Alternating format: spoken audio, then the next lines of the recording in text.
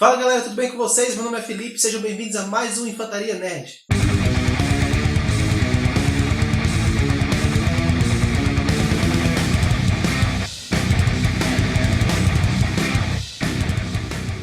Bom, como você já deve ter visto pelo título, hoje eu vou falar sobre os filmes da franquia O Espetacular Homem-Aranha. Assim, dizem que os filmes são ruins, dizem que carecem de roteiro, os personagens são mal desenvolvidos, os vilões têm motivações meio bobas, assim, meio supérfluas, meio nada a ver. Mas os filmes têm sua qualidade, então eu vou falar um pouquinho sobre eles aqui no programa.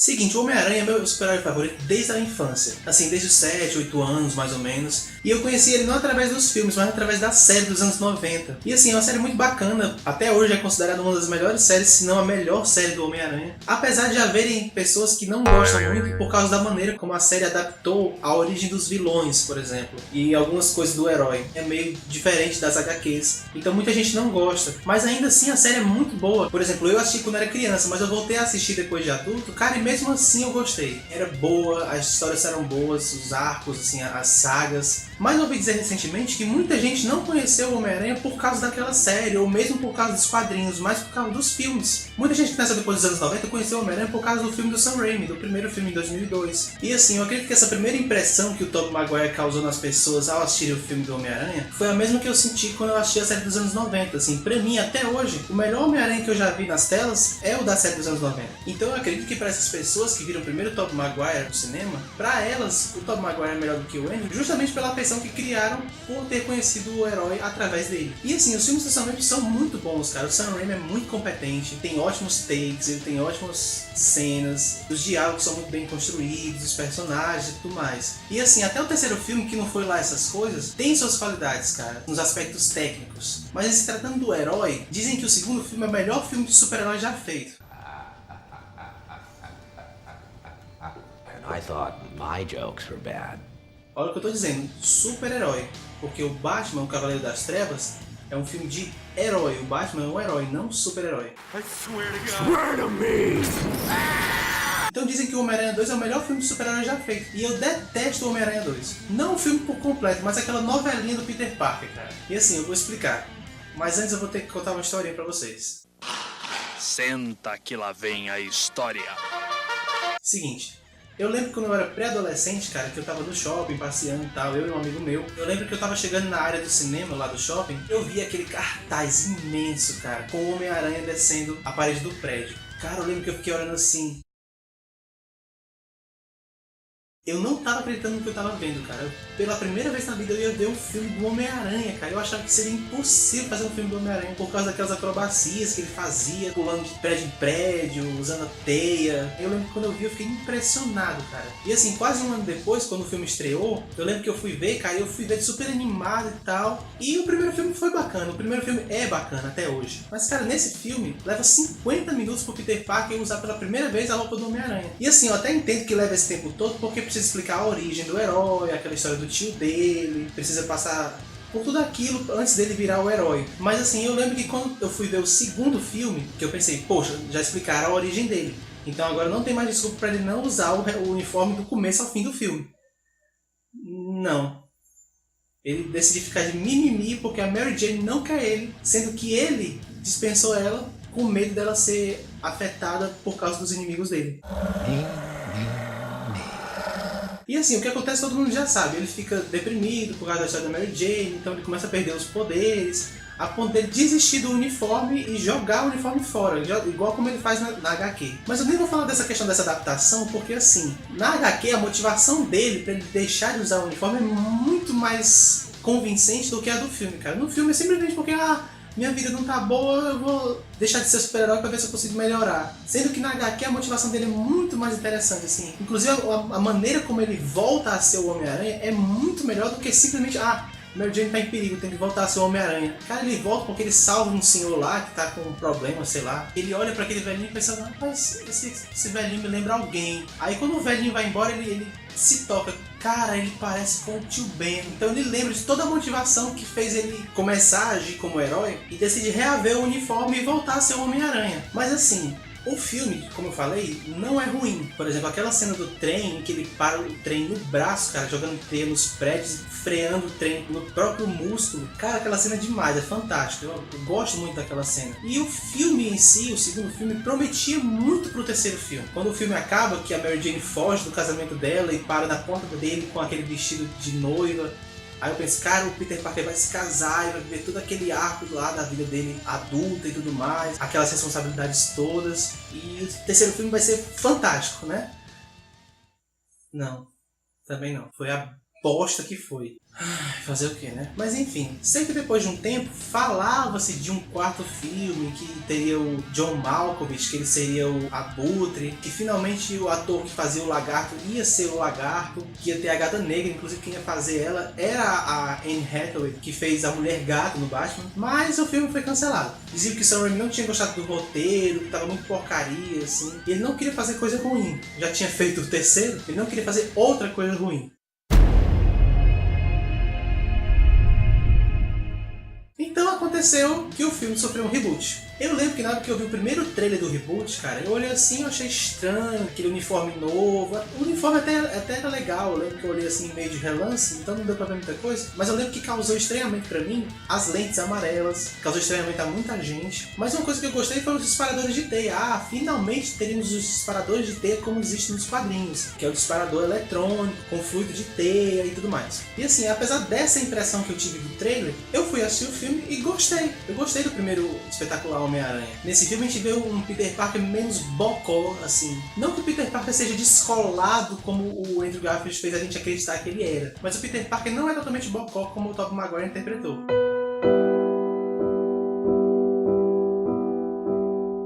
Assim, por mais que o Peter Parker do Andrew Garfield seja meio superficial e o Homem-Aranha seja um personagem assim mais profundo, cheio de conflitos internos e tudo mais, esse tipo de abordagem no cinema não funciona tão bem. Então, assim, um dos motivos pelo qual eu gostei do espetacular Homem-Aranha é que ele é menos ambicioso, por assim dizer. Assim, ele é menos comprometido com uma seriedade enorme. Ele é mais pra você se divertir assistindo, assim, não é pra você ficar muito pensando na vida e tal. O Homem-Aranha do Sam Raimi já fez isso. Então eles quiseram fazer uma coisa menos ousada, menos cheia de filosofia e tudo mais.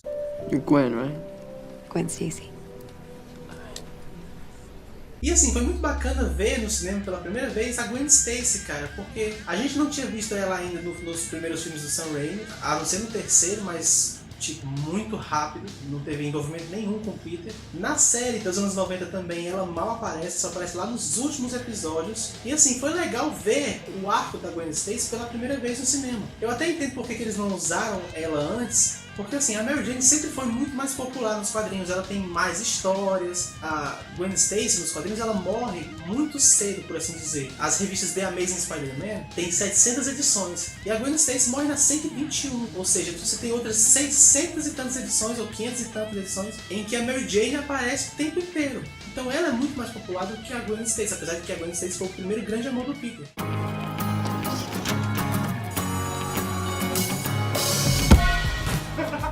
Mas assim, uma coisa que eu acho que as duas trilogias pecam bastante em relação à adaptação do Homem-Aranha é que elas focam muito no Homem-Aranha estudante, assim, de que tudo aconteceu enquanto ele era estudante. Cara, nos quadrinhos, quando ele era estudante, pouquíssima coisa interessante aconteceu. Tipo, o primeiro amor dele, primeiro amor de verdade, não a Betty Brant do jornal, que era o tempo que ele era freelancer lá, tipo, acabar de começar no jornal, não isso. Mas o primeiro amor dele, que foi a Gwen Stacy, ele conheceu na faculdade, cara. Assim, as histórias mais interessantes do Homem-Aranha sempre aconteceram enquanto ele estava na faculdade. E eles focam muito no Peter Parker estudante, inclusive esse novo filme que vai sair agora, com o advento da parceria entre a Marvel e a Sony, vão focar bastante no Peter Parker estudante novamente. Isso é uma coisa que eu não gosto tanto, porque assim, justamente essa história que eu falei. As histórias mais interessantes dele acontecem enquanto ele está na faculdade. Mas enfim, isso não vem ao caso, foi só uma coisa que eu quis citar aqui.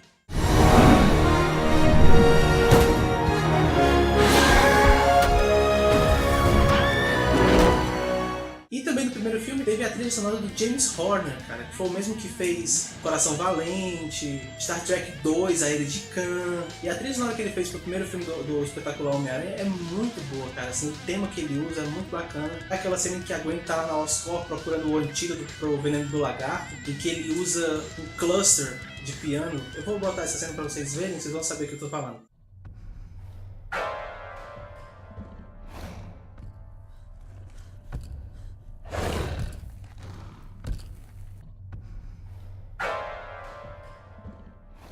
Ele usa aquele cluster de piano, cara, aquelas notas todas juntas, assim. É uma coisa muito simples, musicalmente falando, mas é genial a maneira como o James Horner usou aquilo ali na trilha. Causa uma tensão, assim, inacreditável.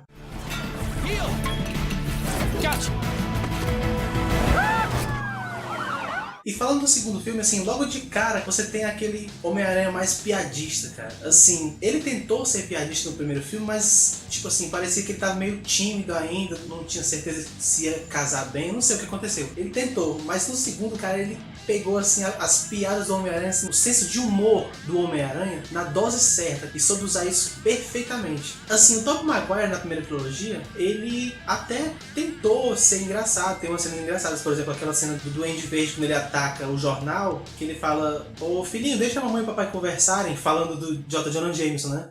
Speak of the devil! Spider-Man! I knew you two were in this together! Hey kiddo, let mom and dad talk for a minute, will ya? E assim, tem umas sacadas boas, mas nesse filme do Espetacular Homem-Aranha 2, eu acho excepcional a maneira como ele faz as piadas. E isso ele faz logo no começo do filme. E o começo do filme, cara, é sensacional. O web swing que ele faz naquela cena inicial é fantástico, cara. Não tem nem muito o que falar, assim. Você assiste e você vê. You know what it is I love about being Spider-Man? Everything. Além disso, no segundo filme, eles resolveram voltar com um uniforme assim, mais parecido com o tradicional. Voltaram com as lentes brancas. E as lentes são enormes, cara, que lembra muito o Homem-Aranha do universo Ultimate. Mas assim, a coisa que eu mais gosto no segundo filme, cara, é assim, ele tem aquele problema em relação à segurança da Gwen, que ela fica comprometida se eles ficarem juntos, porque tipo assim, se alguém souber que ele namora com ela, vão tentar atacar ela pra poder atingir ele. E ele tem aqueles conflitos e eles decidem se separar. Mas, diferente do Homem-Aranha do Sam Raimi, ele não desiste de ser o Homem-Aranha porque se separou da mulher. E isso eu acho demais, cara, eu acho muito massa. Ele não desiste de ser o herói por causa de mimimi. Não é aquele Peter Parker bocó, mimizento, que desiste de ser o super-herói porque não tem a menina que ele gosta. Ele continua enfrentando os inimigos, doente ele enfrenta a galera, inclusive tem aquela cena engraçada que ele tá espirrando dentro da massa, que é nojenta, mas é muito engraçado. How about you? You're that spider guy. Spider-Man. Huh? I'm Spider-Man. E só por isso, só de eu lembrar que no segundo filme do Sam Raimi ele desistiu e nesse ele não desiste, cara, isso pra mim já faz dele o melhor filme do Homem-Aranha que eu já vi. Ready to play God. There's been a biological attack on New York City. Mas vamos falar dos vilões. Assim, o Lagarto. A motivação do Lagarto, cara, não é ruim. O Dr. Connors, cara, ele incorpora naquele filme o típico Dr. Jekyll e Mr. Hyde, cara, o médico e o monstro. Em que um cientista louco trabalha numa fórmula para melhorar a humanidade e tudo mais, e de repente cria uma dupla personalidade e a personalidade monstruosa aflora e se sobrepõe à personalidade normal dele. E assim, a ideia de transformar todos os seres humanos em lagartos faz todo sentido do ponto de vista da ficção científica, porque assim, a ideia dele era melhorar o ser humano, mesmo que isso fizesse o ser humano deixar de ser um ser humano. E isso é típico de ficção científica, cara. Tem muita história de ficção científica que tem essas teorias loucas de que os humanos, para melhorarem, eles precisam deixar de ser humanos. Eu não lembro que sabe o que acontece, mas eu lembro que tem uma história do lagarto em que ele tem uma ideia dessas, de transformar todo mundo em lagarto, porque assim vai ser melhor. Então eu não vejo isso como uma coisa ruim no personagem do lagarto. Eu acho isso bacana, isso faz sentido na fantasia do Homem-Aranha.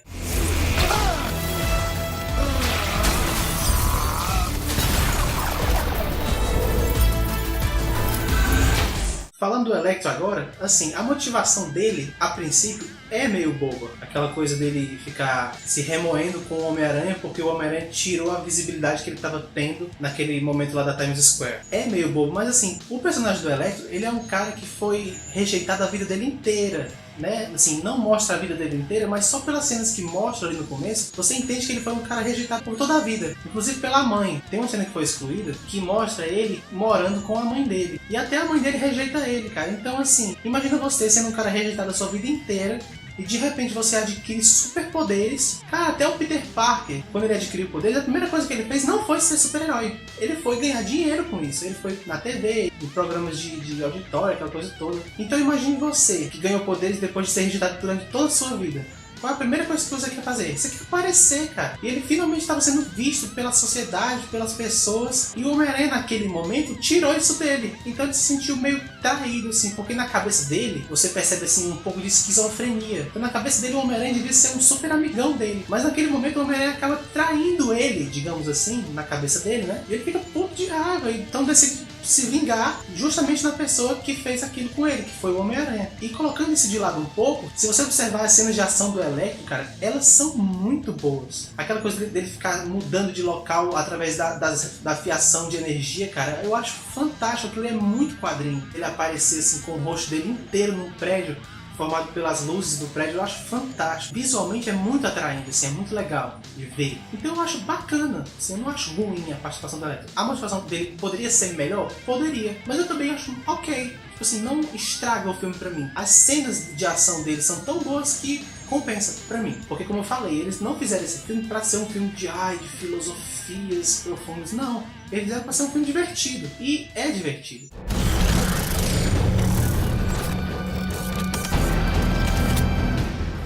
Por último, falando do Duende, assim, eu não vou nem entrar na questão do Rino, porque o Rino foi mais um easter egg, assim, mais uma participação. Falando do Duende, cara, o Duende tinha muito potencial para ser usado ali naquele filme. É porque realmente foi um tempo muito curto e tinha muita coisa acontecendo para poder incluir o Duende naquela história. Mas assim, se o terceiro filme, que estava planejado sair em 2017, que seria a continuação, que agora não vai ser mais, né? Mas se ele fosse acontecer, cara, eu tenho certeza que o Duende seria um vilão mais irado que o Homem-Aranha já teve no cinema. E assim, se tem uma coisa que foi boa nesse filme em relação ao Duende, foi o uniforme dele, cara. Não o uniforme em si, mas o visual dele. Foi apressada a coisa dele aparecer só no final?